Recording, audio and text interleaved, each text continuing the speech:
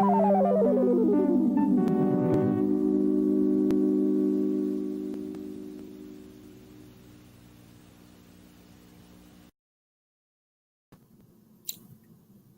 hello, hello. Good evening, everyone, and thank you for joining me for another episode of Talk with Tasha.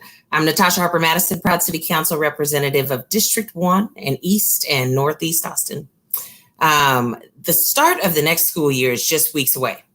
Even as the COVID-19 pandemic continues to get worse right here in our city and in our state, and frankly in our country, for parents, for our scholars, for our teachers, staff, and administrators, that really does have their anxiety pushing higher than the mercury right now, rightfully so. As a parent, I can identify the possibility of reopening our schools for classroom learning would only add fuel to this pandemic's fire.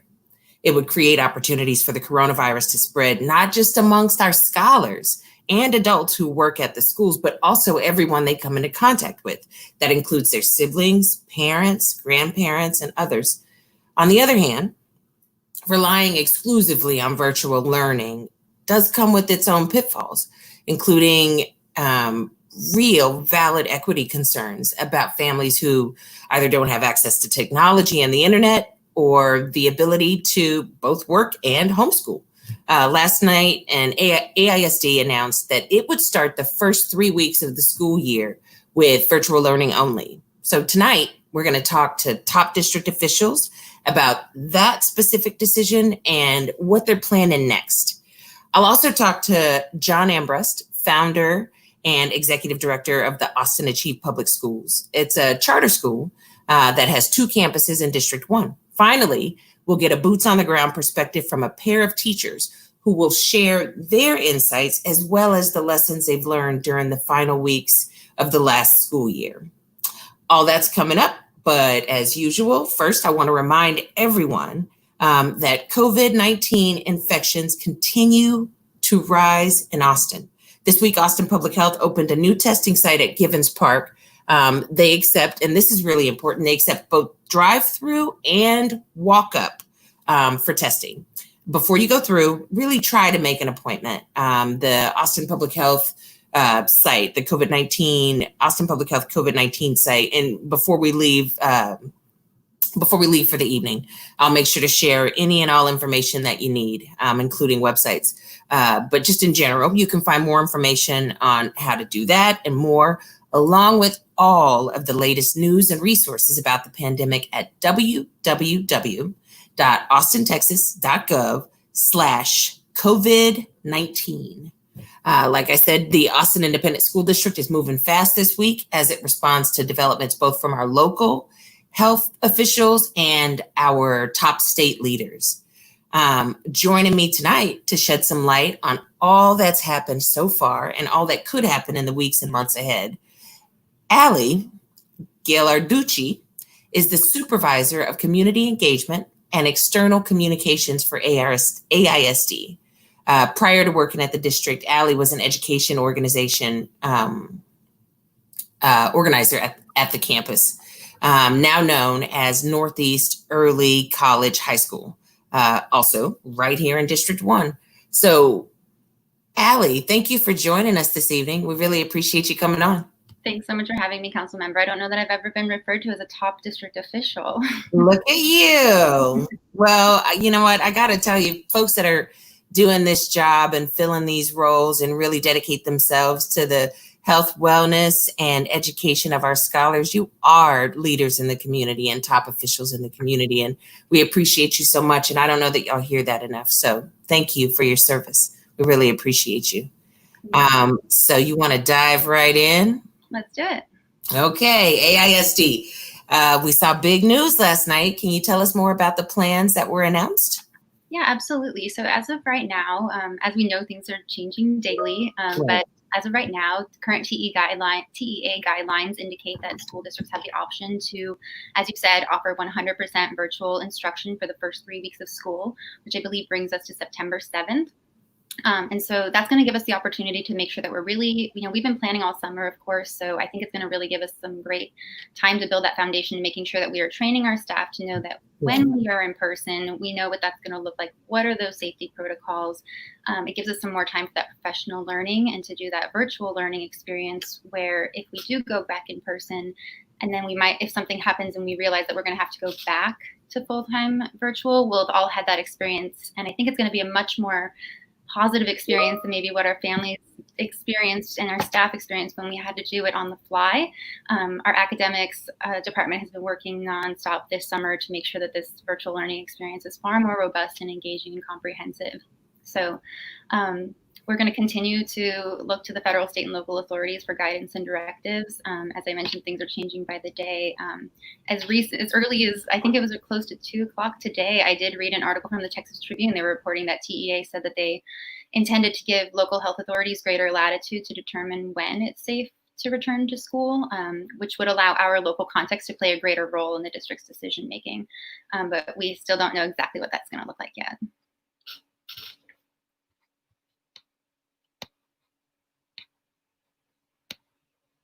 Sources of frustration and concern for me. Cut out for a second. I didn't hear the first half of what you said. Oh, I said it's just so interesting and challenging that it's a moving target, that everything changes from minute to minute. And, one of my early frustrations in this process, especially, like I said, as a parent, I'm thinking about, after school care and how kids are, all the logistics that parents have to take into consideration. I just really wanted more information sooner, just because I really do understand that there are plans that folks have to put into place, and finding out at the last minute is not helpful for many, many families. And so I would ask you this, what if, and I'm certainly not wishing ill on us, what happens rather, if the threat of this pandemic is still present after that first 3 weeks of virtual learning? And, I guess, how do we balance the imperative of keeping kids healthy while also maintaining this truly viable educational environment? Well, like I said, we're in daily communications with our local health authorities, and it is encouraging to hear the governor say that he's wanting to give greater latitude and flexibility at the local level. So not knowing what that looks like, we are hopeful. We can't rely on hope, obviously, so we have to be prepared for anything. But we are hopeful that when it's deemed safe to return to work, that our families and staff are going to feel that way too, and that they're going to have confidence in the way that we have planned to make sure that all the protocols we have in place in our schools, we're going to be having the use of face masks and face shields. We'll be doing health safety checks before students enter into the building, social distancing protocols, and deep cleans on a regular basis, as well as hand sanitation and sanitizers. So I really do feel confident that our schools are going to be relatively safe spaces. If you compare it to the different types of interactions that folks are having around town, we feel like we can really control that environment. So we recognize the risk is not zero, but we feel that our schools will be pretty safe spaces if we get to a place where we are told that it is safe to bring students back into school. So yeah, we're hopeful that that our local health authorities are going to be able to give us that guidance of when it is safe. I appreciate you being thorough there. Can you hear me okay? I know I cut out on you earlier. I think you might have been muted just for a moment. I'm good. Okay. Well, so I really appreciate you being thorough there. I know there are a lot of folks with a lot of questions. So one of the things I'd encourage you to do is, after the broadcast, what folks normally do is on our Facebook page, they'll leave comments and or questions.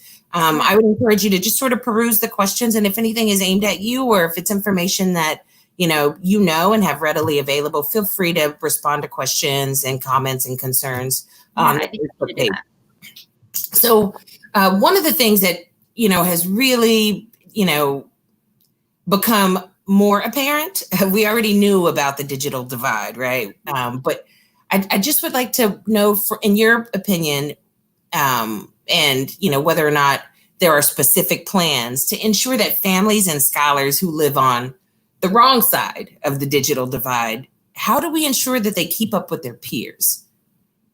Yeah, so when schools closed in March, we were in a pretty good position that we already had devices in the hands of 6th through 12th graders.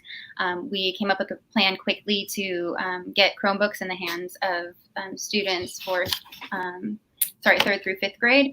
And we then equipped Wi-Fi school buses with Wi-Fi. And we also were so fortunate to have the support of Cap Metro, who allowed us to use their buses to provide Wi-Fi in some of our apartment complexes in the evenings to expand the amount of time we were able to provide that Wi-Fi. So we're currently in the process of acquiring 24,000 iPads for students in pre-K through 2nd grade. We actually we're very quick to get on and start ordering those devices because, as you can imagine, there's a lot of competition for them. So because we were able to act on it so quickly, we have secured those devices and we'll begin distributing them very soon. We also have obtained 10,000 Wi-Fi hotspots for families who do not have at-home internet access, because as you mentioned, if our buses are competing for needing to do transportation and Wi-Fi, that could present a challenge. But we also think this is a really great opportunity for partnership with the city. I think lots of conversations have been had around, are we not at a point where our internet access is a public utility? And I know that our trustees have talked about this. I know conversations may have already been taking place a little bit between the city and the school district. And so I think we would love to see, we know that we don't have the resources to do everything and meet every need of our students and families. But we really do believe that this community loves our schools. And so I think that hopefully through some partnerships, we're going to be able to kind of fill in those gaps. I absolutely agree. And I appreciate that you recognize it'll be a collaborative effort, and not just, the school districts and not just the city, but we're really going to need to lean very hard on the state to recognize the need to acknowledge that, access to broadband is a public utility and everybody should have it, especially as, I think COVID has pointed out, how frequently people are just as, if not more effective at their jobs by telecommuting. And so there's just so much, that I think we're going to acknowledge in the future that's going to be reliant on that access, and it really does deepen the gaps economically and academically. So I have one other question that's around that virtual format. Mm-hmm. So if you have to repurpose school buses that are being used as Wi-Fi hotspots, what does that look like? Do you have any ideas about that? I apologize, but I don't know the actual numbers in terms of how many. I want to say we had 80 buses equipped. So I don't know what the plans are around. My guess would be maybe the schedule would have to be staggered. It really just depends on what are the hours that the buses are operating to, bring students to school. And so it might be that there were more limited hours. So, but I haven't actually been in those conversations. So I apologize. I don't have more information about that. No worries. I understand. You can't know everything. Well, I got a few more questions for you. What is the policy for teachers and staff who just frankly would rather not return to a classroom setting? Yeah, so that's a fear that I think everyone can share. I think that everyone's having to make that consideration. We definitely feel that. So as a district, we're committed to working with every staff person in their unique situation. So we want to hear their concerns. That's why we did do a staff survey to get a sense of how much of our staff is feeling like they're ready to return and how many are feeling like it's a better choice for them to stay home. We did find that a large number of our staff did indicate they did feel comfortable. And so, but we also know that, how I answered that survey 2 weeks ago may be way different than how I answered that survey today, which is why we're going to be giving that survey at least once, probably even twice more before. So we're trying to plan around the numbers we have now, knowing those numbers may change and kind of keep that pulse. So ultimately, our human capital department is developing some really clear communication, and I believe that's going to go out tomorrow, because we recognize that's probably the number one thought on our staff's minds. If whatever it is that their personal circumstances are, am I going to be asked to go into work if I'm not comfortable? And so our HR department will be delivering some really clear communication to help staff understand what their options are, and we're going to work with every staff member to make sure that they clearly understand those options. I really appreciate hearing that. I want to make certain that we are taking every possible consideration. So if I could ask you one last question, what lessons, both positive or rather positive or negative, are you personally learning that could be applied to how AISD operates in the future, even after the pandemic is over? This is a hard question to ask because I could hardly choose one. So let me see how I would definitely want to share. I think that obviously, as I've mentioned, recognizing just how many resources it takes. ASD does not have the resources. I'm not sure if folks are aware, but folks might think that we're getting some of that CARES Act funding because we heard our schools are getting extra dollars, but because we're in the state of Texas and the way that our school finance works, the state's facing its own possible budget shortfalls, and they've determined that they're using that money to kind of foot their portion of the school bill. So we're not actually going to see those extra dollars. And so we're really grateful to our Board of Trustees for their fiscal stewardship that has put us in a position with a healthy fund balance so we could dip into our savings and fund the things that we need to do. But even with that healthy savings that we have, it is not going to be enough. We really need strong partnerships. One just idea that I've had in the conversations about this are just beginning, but I'm sure everyone has heard and seen on social media families that are starting to explore this idea of learning pods. Mm-hmm. And I think a lot of the families that are doing it are at this point probably what we would consider well-resourced families. But we've been thinking, so we have all these partners in ASD who are wondering, how are we going to, are we going to have physical access to the buildings this school year? How can we adapt our services? And so we're really starting to think about, could we have our partners really rethink how they're supporting our families, and could they help us facilitate pods for families that maybe don't have the resources to pay for a pod leader, and have some, a couple days a week that it's in-person, social distance, and small cohorts of schools in outdoor spaces. So I think just the creativity that I've been really in awe of the creativity that I've seen. We had one teacher tell us that she was, obviously a little overwhelmed with the online learning in the spring, and this summer she did summer school, and she just said that since she's had the professional development to know how to offer that really engaging content, she's said it's just been a joy working with her students. They're engaged, they're showing up, and so that's a professional growth experience for our staff, and it also is really beneficial to our students. Because we know that, being in a classroom for 7 hours a day is not necessarily ideal for every type of learner.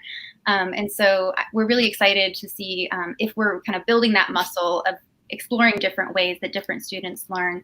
I think, there was another teacher that told us that in her dual language classroom, her emerging bilingual students really blossomed with the virtual learning because sometimes they took longer to get their words out, and they didn't get interrupted when they were on Zoom. And so they were actually able to take up more space in the classroom. And so it's just a lot of things like that I think that we're all having these learning experiences. But really, I think it really comes down to, it's interesting how we're socially distanced, but I think that we're growing closer together, greater collaboration, needing to work together and be creative. And I think that's probably across the board, across the city, everybody recognizing that we're more alike than we are different because all of our concerns and needs are so similar. So I really appreciate everything that you were able to bring to the conversation this evening, and something tells me we're going to be in touch as things move forward. I think we just scratched the surface, so I'm very happy to check out the chat later. Absolutely. Well, so Allie, I want to thank you very much. Allie is from Austin Independent School District. Thank you so much for joining us tonight. And we really appreciate you coming on and spending some time with us. It was a pleasure to virtually meet you. It was really me, too, Councilmember. Thank you. Thank you. Have a good evening. Well. So now, not every student in Austin attends AISD schools. In fact, families in various parts of District 1 are also within the boundaries of the Pflugerville, Manor, and even Del Valley school districts. So some of our students attend private schools as well. And an increasing number of our scholars attend charter schools. Much of the focus locally in the media lands on our public schools, but what about those charter schools? I'd like to introduce John Ambrust.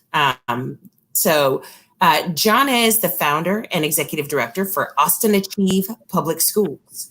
How's it going, John? It's great. It's an honor to be here, and I appreciate you teeing up this important conversation. It's very timely in our schools and our community today.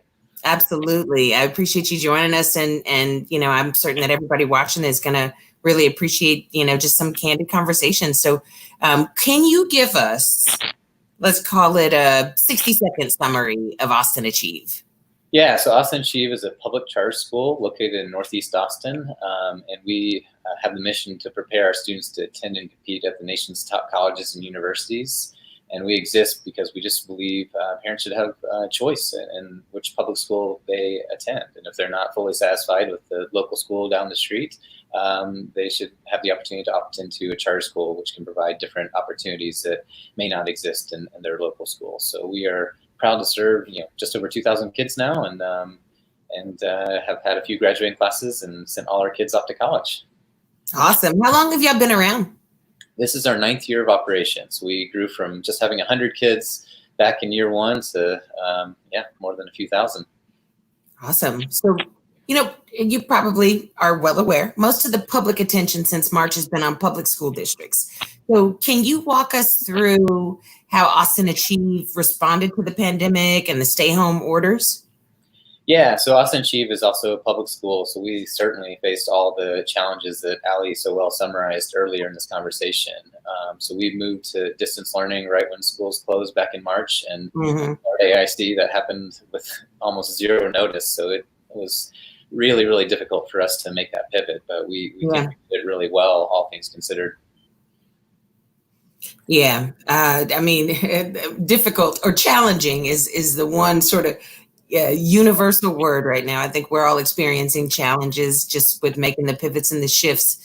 And along those lines, we've seen school districts really acting as safety nets for families by providing like Ali said, the Wi-Fi hotspots. And, to take that a step further, I know we've been doing meals for students and caregivers. Del Valley's doing caregiver meals now as well. And I think we're moving into Manor with caregiver meals. Pflugerville is also. Tell us about what Austin Achieve has been doing to ensure that your scholars and your families don't fall behind. Yeah, so we did a couple things when COVID hit back in March. The first thing on the technology standpoint, we thankfully were already a district that had a 1-to-1 device to scholar ratio. So we were able to give every single kid in network a Chromebook right off the bat. And very similar to what Ali shared, we purchased a bunch of hotspots and had those deployed within the first couple weeks of when COVID hit. And then to the extent where the Wi-Fi or the hotspots weren't sufficient, we also covered the costs of internet access for families. So we were able to ensure internet connectivity for 100% of our families within a couple weeks of the pandemic hitting back in March. But on the food front, very similar to AISD, we offered ongoing food services to our community. The one challenge we saw is that in the early days and even ongoing through today, some families weren't feeling safe about even coming to school to get food. So we implemented a delivery for all service. And so we actually went back and rehired some bus drivers who basically were out of work because we weren't running transportation, and we hired them to actually deliver food to our families. So any family who wanted direct to home meal service, we were able to provide by making a commitment to rehire bus drivers who had lost their jobs. That's really reassuring. I really appreciate that y'all took the time to make those considerations and accommodations, and 100%. I mean, you don't get better than that. So that's awesome. What is Austin Achieve's plan for the upcoming 2020 school year? That's a great question, and the answer changed about every day. Again, very similar to Ali and AISD and all public schools, the guidance is shifting. Our state government seems to change opinions, and just yesterday, our county issued some updated public health guidance. But long story short, it's true that we can't even open schools in person until at least September 8th. So unless that changes for some reason, we would be in distance learning alongside AISD. But we certainly share a strong hope that conditions will become more safe to where we can resume in person as soon as possible, because that's the in-person instruction addresses the equity comment that you made in the introduction. Not having in-person instruction impacts low-income kids more than middle and upper-income kids, and it's just tragic to see the learning losses. And so our team is very passionate about doing what we can to mitigate against those losses. And as soon as it's safe to get back to in-person instruction, we just cannot wait to be able to do that. I definitely appreciate that, anxiety to get back and to make certain that you're serving your scholars well. But, I also appreciate the, abundance of caution. Yeah. It's absolutely imperative that we keep everybody safe and healthy for all the reasons. And I have some questions about sort of what classroom instruction looks like. I'm trying to conceptualize it. So let's say I guess maybe generally speaking, what's the student to educator ratio for Austin Achieve? Normally, we try to maintain smaller class sizes. It depends on the grade level, but our goal is always to have a very responsible class size ratio. As we move into the potential of in-person instruction, the mandate before the city health guidelines was that any student who wants to opt into it would be allowed to come back to campus. And our data indicated that about half our families wanted to be back in person. So we would have operated at a very safe number of about 10 to 12 kids per classroom, which would have been very consistent with some of the other programs that are going on. The Thinkery has some camps going on. The YMCA has been operating instructional programs all throughout the summer and all throughout the pandemic. And by and large, it's been a very safe experience for those families, to the best of my knowledge. So one last question for you. Allie brought it up, and I should have asked her this as well. Given that there will be the requirement around mask and around additional decontamination and cleaning, is Austin Achieve going to make the investment in masks, or is that something y'all are seeking a partnership for? What does that look like for families that can't afford masks? Yeah, so we certainly will be providing the PPE for both our kids and staff alike. And at the end of the day, we're going to look very closely at all the CDC guidance as well as the local health authority guidance on what we need to do to ensure a safe environment. And I'm 100% committed to not only meeting all those guidance, but exceeding all the safety guidance and guidelines. But certainly to the extent that the school needs to provide that, we will. And I'm actually really thankful for the state government. They actually gave every school district, both charter and public alike, basically an allotment of PPP that's been we received ours a couple of days ago, and I know other districts are receiving large shipments, crate full of masks and hand sanitizer and other things that can help us keep our kids safe. Excellent. Along those lines, do you feel like your janitorial staff is sufficient, or do you think that's something you're going to have to fortify? Yeah, we expanded our janitorial staff to meet the need, and if school comes back to in-person anytime soon, I 100% expect us to have to hire more. So that's certainly an expense that we're going to have to incur, but I mean it's for staff and student safety, so it's an easy expense to justify, and we'll make it work and fundraise as needed to cover it. But we have staff and student safety as our absolute top priority. Absolutely. Well, I hate to say it, but our time has come to a close. I really want to thank you, John, from Austin Achieve Public Schools, for joining us tonight. It's been a pleasure, and I really appreciate all the information you were able to share. Like I said to Allie, if you want to take a few minutes later on this evening after the broadcast, people tend to put questions and concerns in the comments. If you'd like to just sort of peruse and address anything that's directed towards Austin Achieve, or if there's information that you have to be able to weigh in on some of the questions, we'd appreciate you just, popping in and taking a little time to respond to our viewers. Will do. Great. Thank you. Awesome. Thank you for joining us. Bye. Bye. All right. So they are some of our most important yet undervalued public employees. Their hands-on work plays a vital role in the sculpting and cultivation of our children's potential. Like I said to Allie earlier, I don't think they hear it enough, but we should all be so grateful for their service. The word teacher only describes, however, one facet of the myriad of roles that they play in ensuring the fabric of our community continues to weave itself. And their perspectives on challenges that our schools face during this pandemic are hugely important. So I'd like to welcome Antoine and Miss Marty. So joining us are two teachers who work at two different schools in two different parts of town. First, from Austin High School, we have a veteran educator and math teacher, Miss Marty Knott. And from LBJ High in District 1, where he's the avid coordinator, varsity assistant basketball coach, and part of the professional development team, Antoine Thompson Jr. Antoine, I understand, also brings perspective as a parent. And so that's a concern that you and I, share, I'm certain. So as frontline workers, what's y'all's take on the idea of returning to the classroom environment? Marty, go ahead. Please take it first. Thank you for having me. Absolutely. Thanks for joining us. Thank you so much. Thank you, Ms. Marty. We appreciate you. So I teach at Austin High School, and we have about 2,200 to 2,400 students on campus with shared air. So as a campus, we're a little nervous about the idea of going back. So I'm sure smaller campuses are not quite as nervous as we are. Yeah, I can imagine.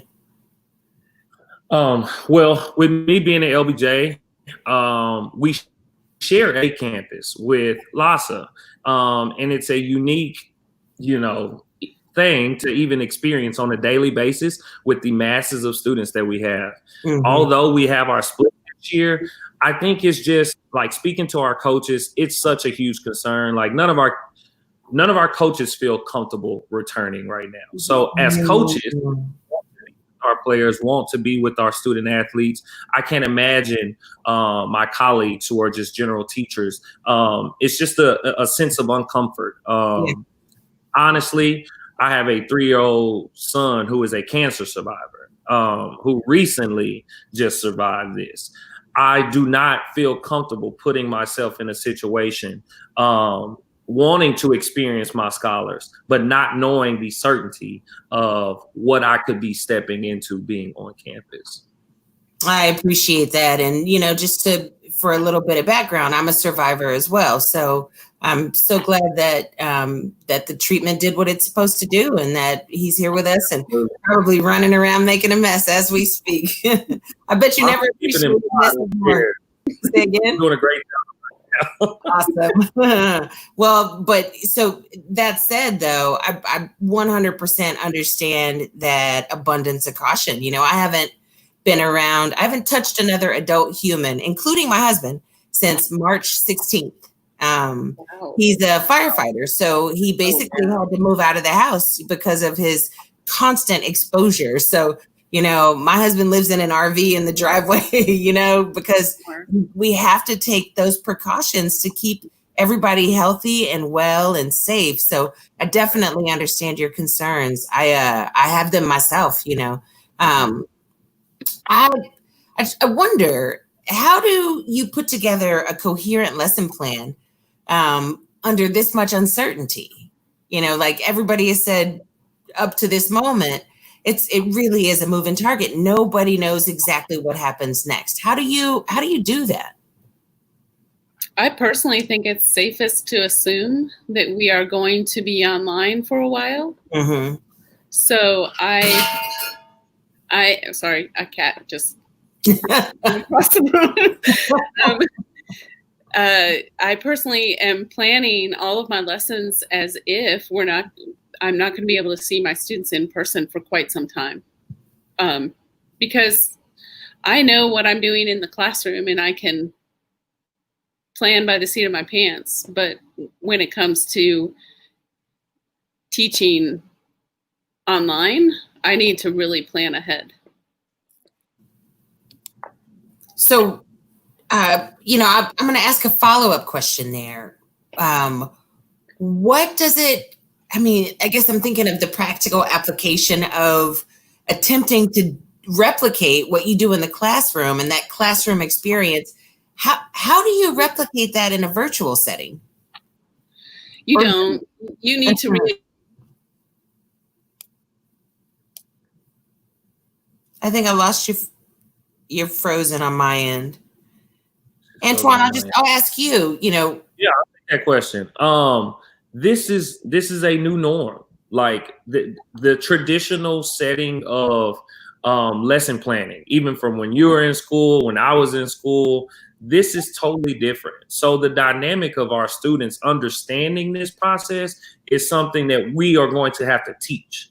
So when you ask about a lesson plan at this point, we are teaching what the lesson plan is, what this will look like. Because if you take a situation with kids from LBJ, the dynamic of having systems where they have coherently understood online learning or having to interact virtually, this is something that they have never done before. And when we talk about this moving forward, I think we have to, one, provide more professional developments for individuals like me, because I'm a very interactive person when it comes to lesson planning and teaching, how to interact and teach with my students, how to have our students understand their successes with the virtual learning, because I think we have identified that. What is a success through a virtual lesson? And I think that needs to be something that we put to the forefront of what this looks like moving forward. I really appreciate that. And I think that's some pretty awesome insight. I wonder, how do we elevate that concern, and I can certainly communicate with you offline, but, if there's something that the council can do to help to elevate that concern, because I think you're spot on. Like, how do you establish? That's a great question, right? Because from a teacher's perspective, I haven't had much communication on what the professional development will look like. We haven't had much communication on how the district, the state, any governing body will be supporting us in this capacity. And I think we need to put some pressure on these stakeholders that continue to talk about the test. They talk about the test and getting kids into the school for the test. But what about preparing the kids for not taking the test, preparing the teachers for not teaching to the test? We have to put pressure on those individuals. All the individuals that are saying, well, yeah, we want to see our student bodies inside of the classrooms. We have yet to hear how you will fund or support anything for us being in this classroom. And I think that those same conversations or that same perception that they're providing to us, we need to put the pressure back on them and ask, what are you going to do to support us? Yeah, those are good questions. And, I would offer this as a challenge.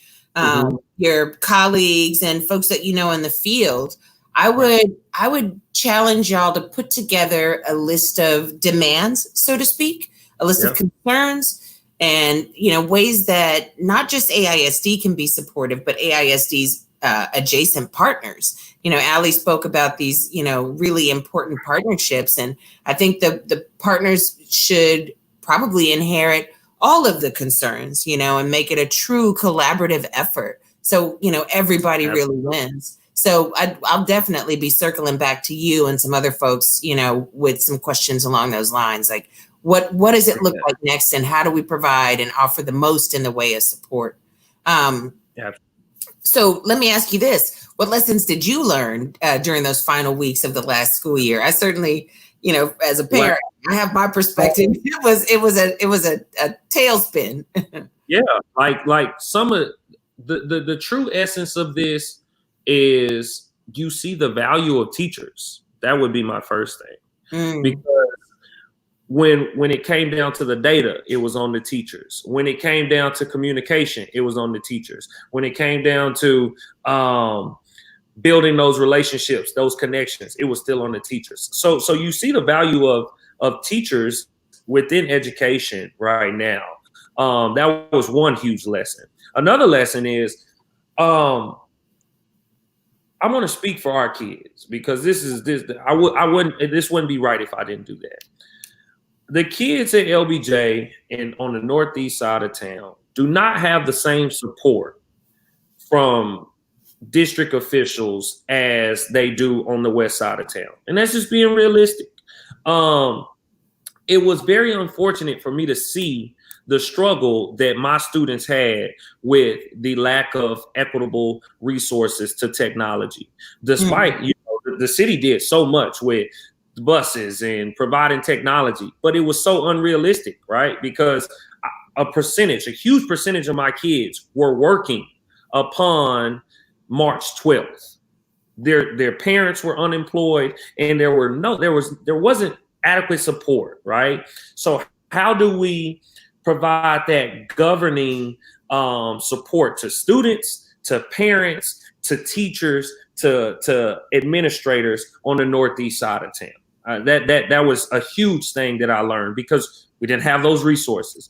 And the last thing is, what is the intention of education right now? Are we trying to provide for post-secondary readiness? Are we providing for career readiness? Or are we still trying to collect the data? Like it was all data driven behind support of attendance numbers and test scores and all of that. But is that an adequate measurement of what our kids need to be successful with to be productive citizens? Because right now there is no school. There's working, there's nurturing, and there's survival. And that's it. So how can we support those three intangibles to kids that look like me, to kids that look like you, our Hispanic populations, because those are the ones that are suffering the most. Right. That was one of the things that really troubled me early on. I was thinking, just during a regular summer, kids lose, a couple months of proficiency with reading and math. And that's a regular summer. So this summer, for a lot of our scholars, this summer started in March. So, I have an incoming fifth grader and incoming sixth grader, but at the time, a fourth grader and a fifth grader. Do you know I had to YouTube how to teach my child Common Core math? Yeah. It's really good. I can see myself in that challenge. Like when my son we have two articulate. His mom is a highly articulate, very intellectual woman. I'm very intellectual, articulate. I don't see myself being able to do second grade math right now. Jokingly, but seriously, like it's a challenge. It's a real challenge. So when I say I legitimately had to YouTube how to teach my fourth grader Common Core math, I'm not joking.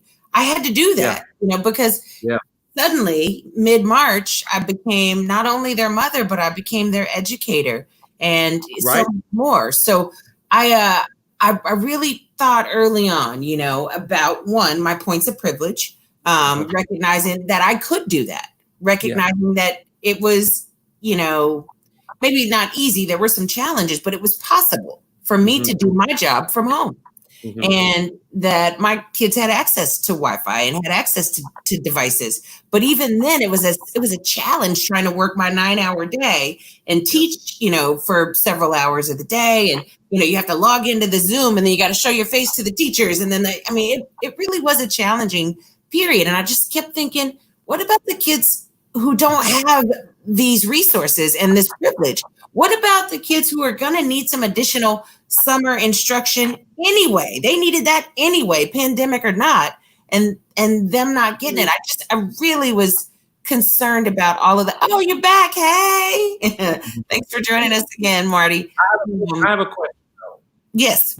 From District 1, what type of support can we provide for our parents right now? Because you're a parent in this situation, right? I'm going to be a parent in it. There are numerous parents in this situation. District 1, AISD, surrounding partners. What type of support do we think we can start with? It starts with our parents. What? I'll tell you what, that's a really good question. And I hate to do it, but I have to say, that's almost an impossible question to answer, like with just that specific path, right? Because what happened with COVID is COVID put a spotlight, a magnifying glass on all the things that were already wrong. We already had food insecurity. We already had insecurity in employment and housing and education and access to technology and access to equitable, fair, highly effective healthcare, transportation. I mean, workforce development, financial literacy. With D1, we have some of our constituents who, and I mean, I despise predatory lenders, the payday loans and the rent-a-tires and the pawn shops. But for some of our constituents, that is a financial institution that they rely on in times of true struggle. So I think the support that our parents need, they always needed it. They need the opportunity to be gainfully employed. They need the opportunity to be able to be sick and take some days off and not go to work sick. They need help with childcare and tutoring. They need to make certain that they can feed every member of their family every day. Nobody should go without. And oftentimes our parents, because of their love and commitment to their children, they go without, and physiologically, we all need food. We all need water. We all need sleep, and so all the things that we can do to support our parents, we needed to do anyway. So I appreciate that COVID is putting this magnifying glass on some of those disparities and historic disinvestment in communities. But now it's time to turn up the fire on taking care of those things. So I would say if we had to say emergent needs, we just need to make sure that our parents have what they need in terms of, if we are going to do virtual learning, we need to make certain that our parents have what they need in order to both work and educate. And if they can't educate and work simultaneously, then there needs to be a virtual tutor, a virtual teacher, a virtual something in addition to what's already happening. Because a lot of our scholars really do need that something in addition to. And, I'll say one more thing, and then I'd love to hear from Marty. But one of the other things that occurred to me, as we've been going through this process is, the thought around special education and what those scholars are doing, and then I heard this really troubling statistic about how many students just disappeared in March. They didn't get devices. They didn't turn in another bit of homework or lessons or nothing. We haven't, and I'm talking specifically about the numbers that AISD, brought up. There are so many, a disturbing amount of scholars that fell off the face of the planet, is for all intents and purposes in mid-March. So how do we guarantee that students are going to come back to school? How do we guarantee that they're going to do their schoolwork? Those are the things that I'm really concerned about. Where did those kids go and what have they been doing all summer? And how are they supposed to be ready when school starts again, virtual or otherwise? And Marty, I'd love to hear from you on that. Well, I had about 180 students, and most of those students are in Algebra 2, which is a junior senior level class. And I only had one that I never heard from once. Apparently, he had put down an address that was incorrect. And there was another kid who put down an address that was incorrect in the system, in the AISD system. And I wonder how many kids we lost because they didn't keep their records up to date. That's a concern that I have that maybe parents don't realize is part of the problem. But it's also hard for low-income parents to run into the AIC office and change their address every time they move. So, in all fairness. Yeah, systems should definitely be simpler. But I found myself thinking, they have phone numbers. There could have been a text campaign to notify folks. I also think. But we did that.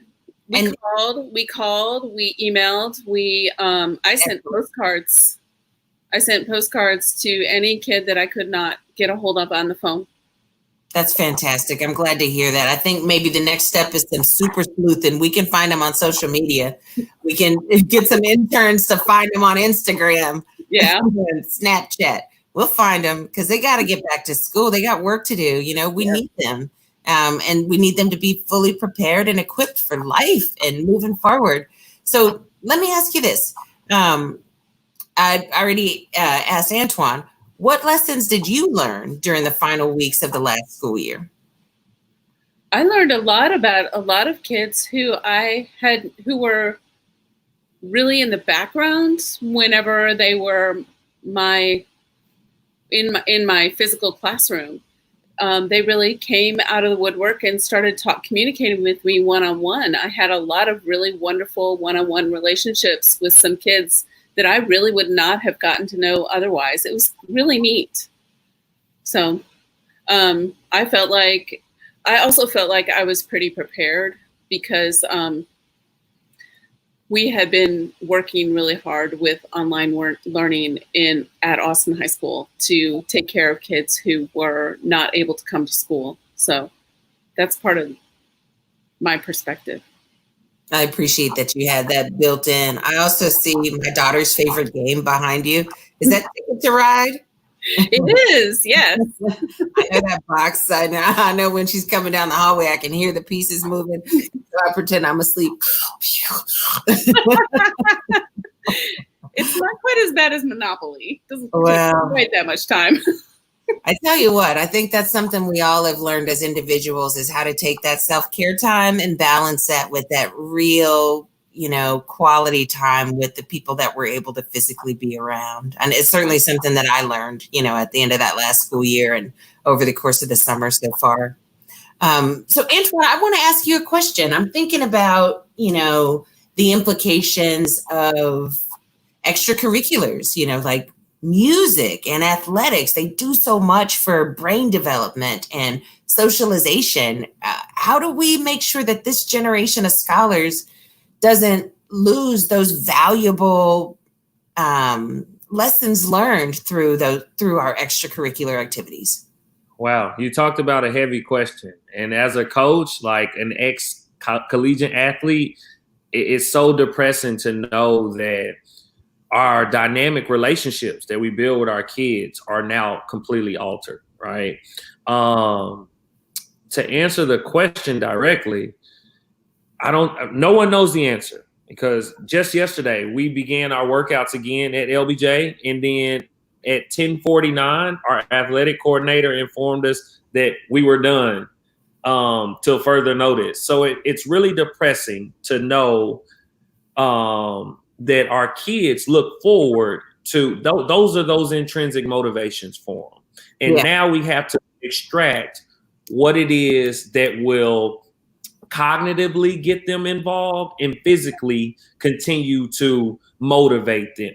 And my wife and I were talking earlier and like from a perspective of a kid that's going on to the collegiate level or anything professional level, they don't know that dynamic. But what we can do is start teaching this generation those life skills of financial literacy, certain things such as real estate, taxes, certain life skills that aren't in schools right now, right? So now we're going to have a totally different dynamic of learning and extracurricular that kids can look forward to.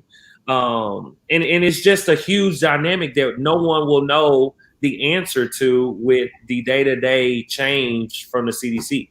So it really does suck. Like as a committed individual to basketball and athletics, it is a hard time right now. I can imagine. And, there's so much value in that, and that time together, the discipline learned, the, emotional maturity learned, the capacity. Exactly. Marty, do you want to weigh in on that? I'm an academic UIL coach, and most of my students simply bailed on the whole process in the spring. It was just too much. It was too much grief and shock to process and add in that particular extracurricular. So I don't. However, we have been meeting all summer long, so I don't know what to make of that. They missed you. They missed you and they wanted to talk to you. We'll see. I don't know.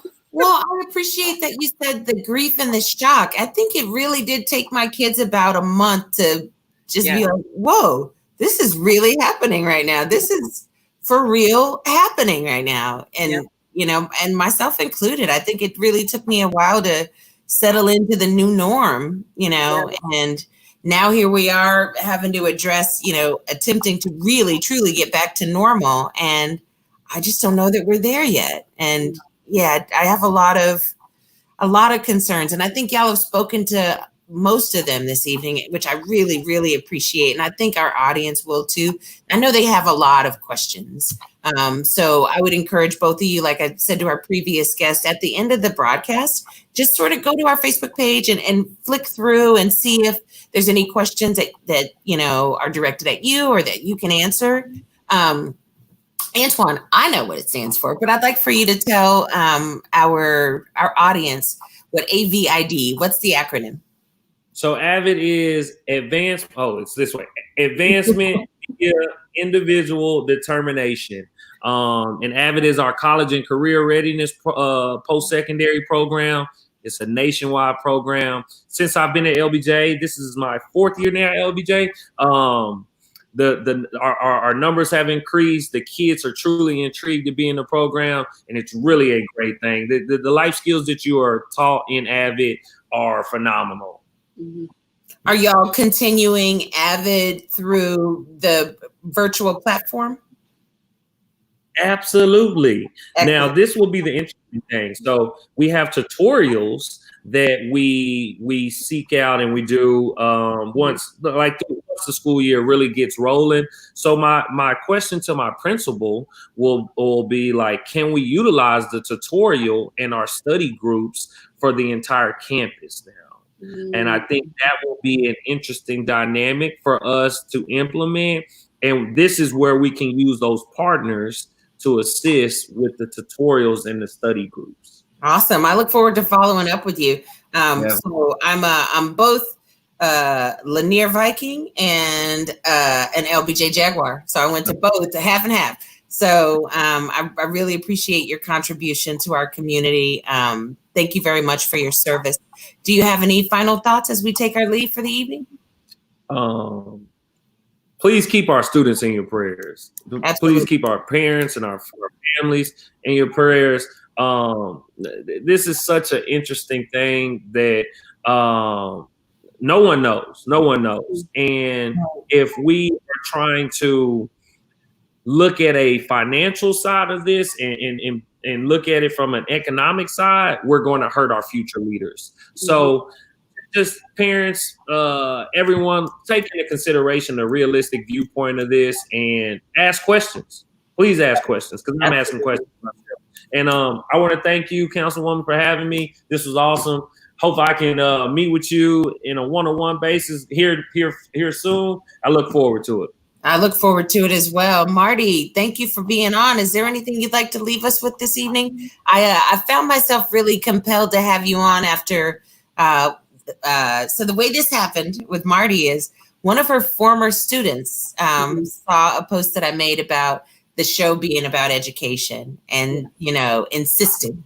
And I really appreciate the communication that you sent to me. It was thorough and it was thoughtful and it was, you know, full of information that I just otherwise wouldn't have had. And so is there anything you'd like to leave us with this evening that folks might not know or just don't have that insight that you do?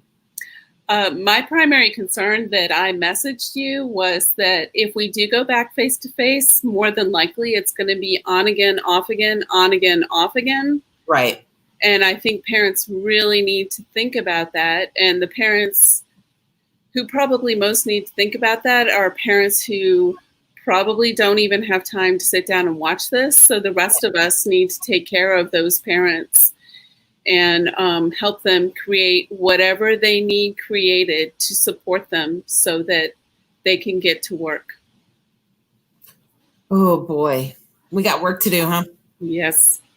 Well, so we're just at time, and I want to say to you also, thank you very much for the work that you do in our community, for building our scholars, and for helping them see the potential in themselves, and making moves in the world. We really appreciate you, and thank you very much for your service. Thank you for yours. Absolutely. Absolutely. Thank you both for joining us this evening. It has been an absolute pleasure. I look forward to being in communication with both of y'all moving forward. And have a good evening. Don't forget, check those comments. Excellent. Thank you very much. Thank you. All right, y'all. That was good, huh? I learned some things, and I also have more questions. So we're running out of time, though, on this week's edition of Talk with Tasha. I want to thank everybody for joining us tonight. I also want to thank everyone who continues to keep committing to those 3 W's. The 3 W's. Can't forget them. Wear a mask, wash your hands, and watch your distance. The 3 W's. It's an easy way to remember, the best way to keep yourself and the people around you safe. And remember, if you're feeling any symptoms, especially flu-like symptoms, you might qualify for free testing from Austin Public Health. And you can find out more information about that, as well as other important resources at www.austintexas.gov/COVID-19. That's the number 19. Again, that's www.austintexas.gov/COVID-19. I should mention, if you're feeling more severe symptoms, I would say contact a healthcare provider immediately and get professional medical consultation.